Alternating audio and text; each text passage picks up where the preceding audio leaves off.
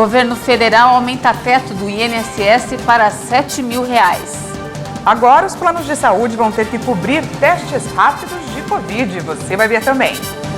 Companhia aérea Latam também é autorizada pela ANAC a fazer voos com menos comissários. Mundo bate mais um recorde de casos diários de Covid-19. Brasil registra mais de 200 mil novas infecções em 24 horas. Biden afirma que Rússia pagará um preço alto se invadir a Ucrânia. Falta de testes para Covid-19 e influenza preocupa no Brasil. Você confere a partir de agora no Jornal Toda Hora, segunda edição. Olá, boa tarde, seja muito bem-vindo ao Jornal Toda Hora, segunda edição. Bem-vindo, você confere agora os destaques desta quinta-feira.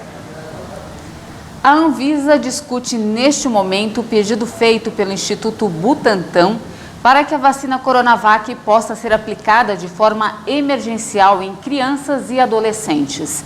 As recomendações da área técnica para aprovação da Coronavac são que tenha a mesma formulação e posologia que aquela aplicada em adultos.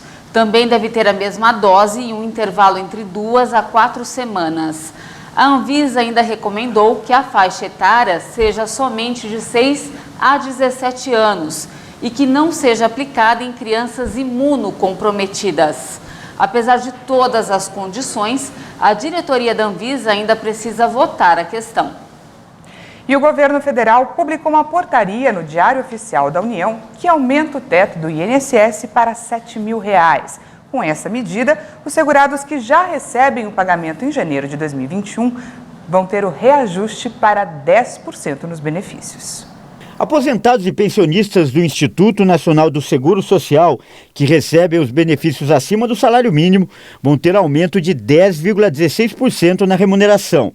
Com o reajuste, o teto dos benefícios do INSS passa de R$ 6.433 para R$ 7.087. Mas esse reajuste vale apenas para quem estava recebendo os pagamentos em 1º de janeiro do ano passado. Os segurados que começaram a receber benefícios do INSS a partir de fevereiro de 2021 vão ter um percentual menor de reajuste, porque não receberam 12 meses cheios de pagamento.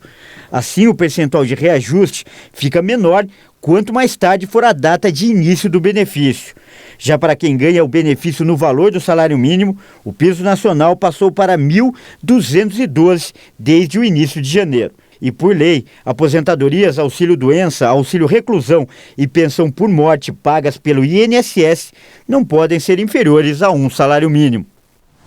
Depois da Azul e da Gol receberam o aval da ANAC para operar com menos comissários por causa do surto de casos de Covid nas companhias aéreas, agora foi a vez da Latam ser autorizada. Após avanço da Ômicron e muitos comissários afastados com a síndrome gripal, a Agência Nacional de Aviação Civil também autorizou a Latam a voar com menor tripulação a bordo. Os voos vão poder ter 3 em vez de 4 profissionais. Azul e Gol já haviam obtido aval semelhante da agência. As permissões são temporárias, válidas até março e devem ser monitoradas pela ANAC. As 3 empresas juntas detêm 98,2% do mercado doméstico de aviação no Brasil. As empresas aéreas são autorizadas a voar com 3 comissários, desde que limitem a 150 o número de assentos por avião. Elas são obrigadas a manter um comissário para cada 50 passageiros. Assim, para voar com 3 tripulantes, os voos passam a ter número reduzido de passageiros. Na prática, a medida obriga as empresas a reacomodar passageiros em outros voos. No caso da Latam, a decisão afeta aeronaves Airbus A320, que levam até 178 passageiros, e A321, que levam até 198 passageiros. Agora, os testes rápidos para a detecção da Covid-19 foram incluídos na lista de cobertura obrigatória dos planos de saúde. A Agência Nacional de Saúde Suplementar publicou uma resolução determinando que a medida seja aplicada imediatamente. Os planos de saúde devem cobrir o teste rápido de Covid desde que o paciente apresente um pedido médico e esteja entre o 1º e 7º dia dos sintomas. De acordo com a ANS, a decisão leva em consideração a alta circulação do vírus e o rápido crescimento de casos relacionados à nova variante. Segundo a ANS, a inclusão do teste rápido pode ser útil, tendo em vista que os resultados são obtidos em menor tempo que o RT-PCR. A agência também justificou que o teste de antígenos pode ampliar a detecção e acelerar o isolamento, levando a uma redução da disseminação da doença e, com isso, uma diminuição da sobrecarga dos serviços laboratoriais. A agência recomenda ainda que os pacientes entrem em contato com os planos de saúde para saber onde podem realizar o exame ou para esclarecimento de dúvidas sobre diagnóstico ou tratamento da doença. Os testes rápidos têm a vantagem do resultado sair em 15 minutos e ser mais baratos que o PCR. Mas especialistas alertam que o ideal, no caso de o paciente ter sintomas e receber um resultado negativo no teste rápido, é confirmar com um teste PCR ou repetir o antígeno em 1 ou 2 dias. O PCR é o teste 30% mais sensível e, por isso, os resultados são mais eficazes. E ainda falando de coronavírus, a delegacia de Capão Bonito, que fica aqui em São Paulo, foi fechada temporariamente depois que vários policiais testaram positivo para a Covid-19. 10 agentes que trabalham no local pegaram a doença. O atendimento ao público foi suspenso na terça-feira. Segundo a Secretaria de Segurança Pública, as ocorrências da região estão sendo encaminhadas ao plantão da delegacia de Itapeva. E por isso não houve prejuízo aos serviços prestados à população. Em nota, a Secretaria também informou que as forças de segurança têm adotado todas as medidas necessárias para garantir a proteção de seus agentes. O serviço no local deve ser normalizado apenas na próxima segunda-feira. Cuiabá e Palmas foram as últimas capitais a começar a vacinação infantil. As crianças com comorbidades ou deficiências devem estar entre as primeiras a serem imunizadas. A maioria das capitais deu início à vacinação de crianças entre 5 e 11 anos na segunda-feira.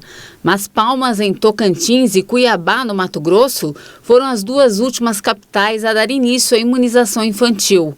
Ambas receberam as primeiras doses da vacina pediátrica na semana passada. Em Palmas, a distribuição aos municípios aconteceu na quarta-feira.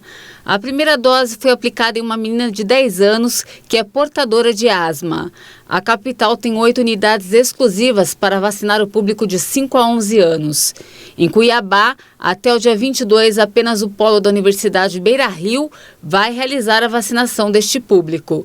Dados do Ministério da Saúde estimam que cerca de 60 mil crianças nesta faixa etária residem na capital. Conforme o cronograma do Ministério da Saúde, crianças com comorbidades ou com deficiência permanente devem ser os primeiros imunizados, seguidos pelas crianças quilombolas e indígenas. Uma pesquisa apontou que alunos de escola pública estudaram 50% a menos durante a pandemia. A taxa de evasão escolar é o principal motivo para a queda nas horas de estudo. A pandemia de Covid-19 reduziu praticamente pela metade a carga horária das crianças de 6 a 15 anos que estudam em escolas públicas no Brasil. É o que aponta a pesquisa Retorno para a Escola, Jornada e Pandemia da Fundação Getúlio Vargas. O levantamento mostra que os alunos da rede pública estudavam em média 4 horas e 10 minutos por dia antes da pandemia do novo coronavírus. Após o início da crise sanitária, a carga horária das crianças despencou para 2 horas e 11 minutos. Para as crianças das famílias de baixa renda, a situação é ainda pior. Caiu para 2 horas e 1 minuto. Segundo a pesquisa, a taxa de evasão escolar é a principal responsável pela queda na quantidade de horas de estudo. No terceiro trimestre de 2021, a ausência às aulas aumentou 128%, quando comparado com o período anterior à pandemia. A evasão escolar saltou de 1,41% para 5,51% entre os alunos de 5 a 9 anos chegando a patamares de 14 anos atrás. Segundo o levantamento, as crianças da rede privada estudavam aproximadamente 4 horas e 30 minutos antes da pandemia. Atualmente, a média diária de horas é de 3 horas e 10 minutos. E veja a seguir, Biden afirma que Rússia pagará um preço alto se invadir a Ucrânia. E ainda, a falta de testes para a Covid e influenza preocupam no Brasil. Nós voltamos já.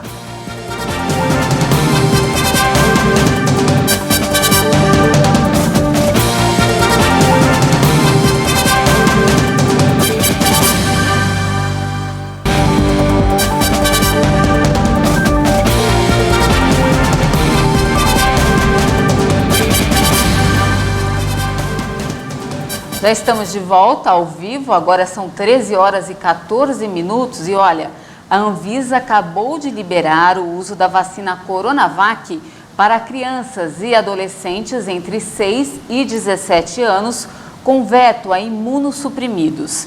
E vamos continuar falando de coronavírus. O mundo bateu mais um recorde no número de infecções por Covid-19 em 24 horas.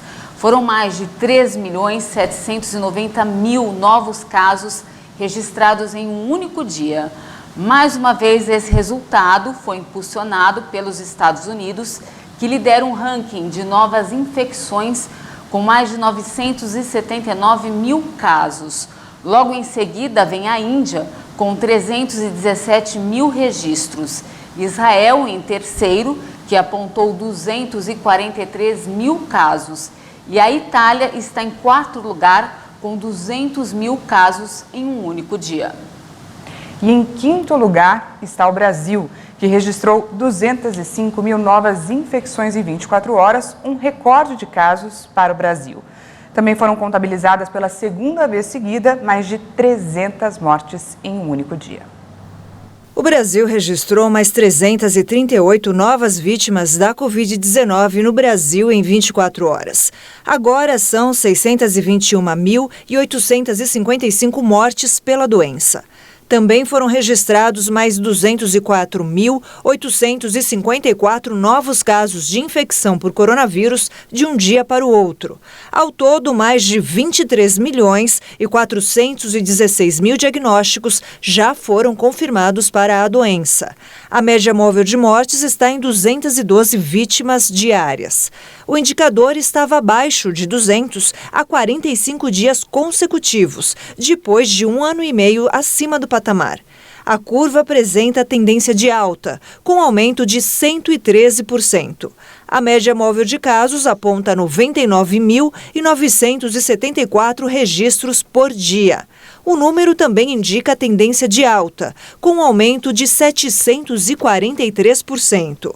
No mapa da evolução da doença por regiões, hoje, 22 unidades da federação indicaram alta. Alagoas, Amapá, Amazonas, Bahia, Ceará, Distrito Federal, Espírito Santo, Goiás, Maranhão, Mato Grosso do Sul, Minas Gerais, Pará, Paraíba, Paraná, Piauí, Rio Grande do Norte, Rio Grande do Sul, Santa Catarina, São Paulo, Sergipe e Tocantins. Outros 3 estados estão em estabilidade: Rio de Janeiro, Rondônia e Roraima.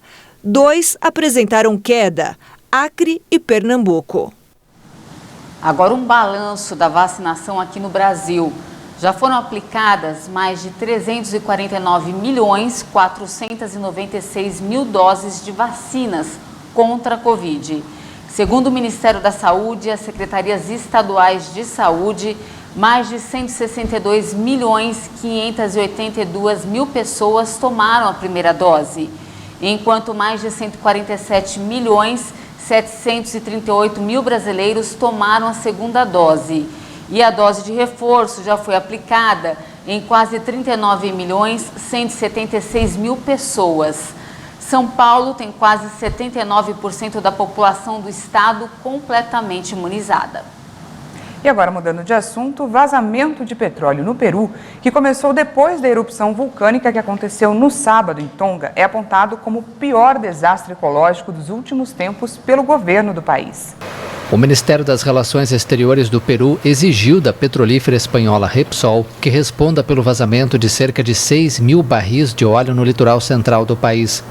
O derramamento é atribuído pela empresa ao tsunami causado pela erupção vulcânica em Tonga.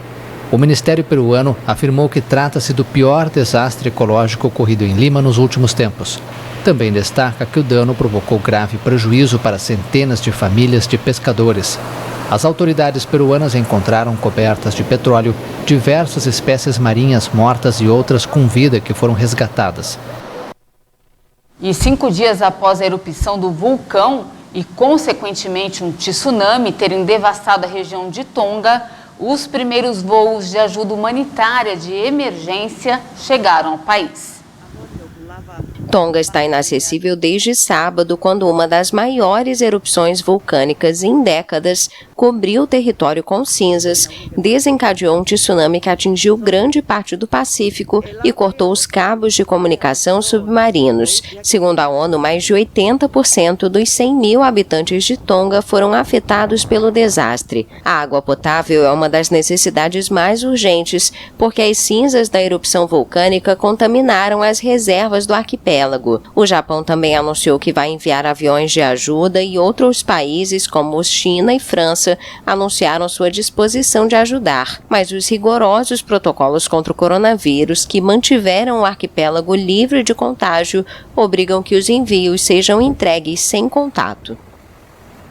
A explosão de uma bomba no Paquistão deixou mortos e feridos nesta quinta-feira. O incidente aconteceu em um bairro comercial da segunda maior cidade do país. Um porta-voz da polícia afirmou que as primeiras investigações apontam que a explosão foi causada por um dispositivo equipado com um temporizador e colocado em uma motocicleta. Até o momento, a autoria do ataque não foi reivindicada. Há algumas semanas, o Paquistão enfrenta um ressurgimento do grupo Tehrik e Talibã, o Talibã paquistanês, fortalecidos pela ascensão ao poder do Talibã afegão. O TTP, um movimento separado da nova liderança afegã, assumiu a responsabilidade por vários ataques desde o início da semana. O Ministério do Interior alertou contra a possibilidade de novos atentados. O presidente dos Estados Unidos afirmou que a Rússia pagará um alto preço se invadir a Ucrânia. O anúncio veio após dezenas de soldados russos serem mobilizados para a fronteira ucraniana, aumentando os temores de uma invasão. O presidente americano Joe Biden advertiu que a Rússia pagará um alto preço em caso de invasão da Ucrânia. Segundo o democrata, além do custo humano, haveria danos profundos à economia. Você verá que a Rússia será responsabilizada se invadir, e depende do que fizer. Uma coisa se for uma pequena incursão e acabarmos tendo que brigar sobre o que fazer. Mas se eles realmente fizerem o que são capazes de fazer com as forças reunidas na fronteira, será um desastre para a Rússia se eles invadirem. Nossos aliados e parceiros estão prontos para impor custos severos e danos significativos à Rússia e à economia russa.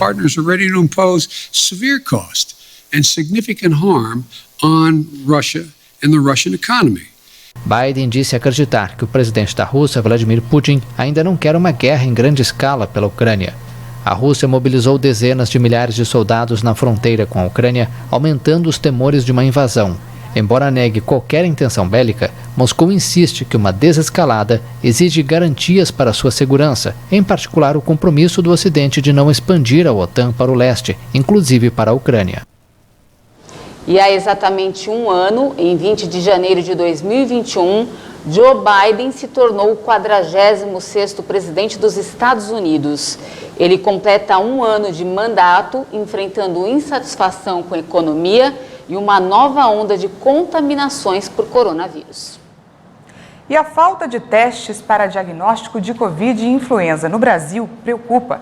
Segundo uma pesquisa recente, mais da metade dos serviços privados de saúde do estado de São Paulo só terão estoque até amanhã, dia 21. Nossa reportagem conversou com uma infectologista para entender os riscos da falta de testes. Acompanhe na reportagem. Entramos em contato com uma grande rede de farmácias de São Paulo para saber se o desabastecimento já chegou à capital. Vocês estão fazendo testes de Covid? Sim, senhora, a gente realiza, entretanto, só com agendamento. Apesar de ainda haver testes disponíveis, a atendente informa que só teria horário para a realização do procedimento para 3 dias depois da data do contato.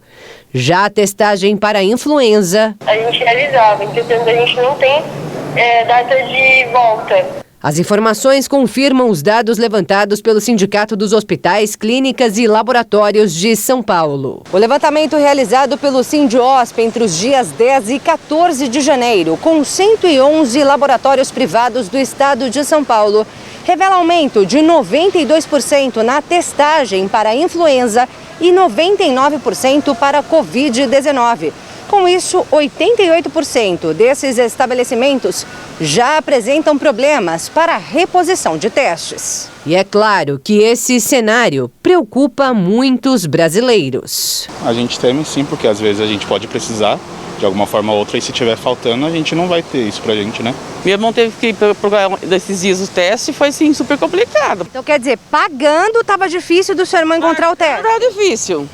Isso há uns 10 dias atrás. Se eu fosse hoje, seria mais difícil ainda, mesmo pagando. É que diante do risco de desabastecimento, a Organização Pan-Americana da Saúde recomendou a utilização racional dos testes, ou seja, a prioridade é testar apenas pacientes com sintomas graves. A gente pode separar a gravidade ou a avaliação da gravidade da Covid em fatores de risco, que são inerentes do indivíduo, idade, comorbidades, a pessoa ser gestante, e o que a gente chama de sinais de alarme, que são indícios de gravidade da doença. Já as pessoas que apresentam sintomas leves, segundo a infectologista, devem ficar despreocupadas. A conduta vai ser basicamente a mesma, inclusive para gripes leves, no caso leves e Covid, que são hidratação e repouso. A orientação é ficar em casa. Mas a grande questão é: como um trabalhador fica em casa sem ter um atestado para apresentar na empresa? E essa questão trabalhista é super importante, porque, é claro, a gente está conversando sobre a necessidade de ficar em casa e o empregador tem que ficar consciente dessa necessidade.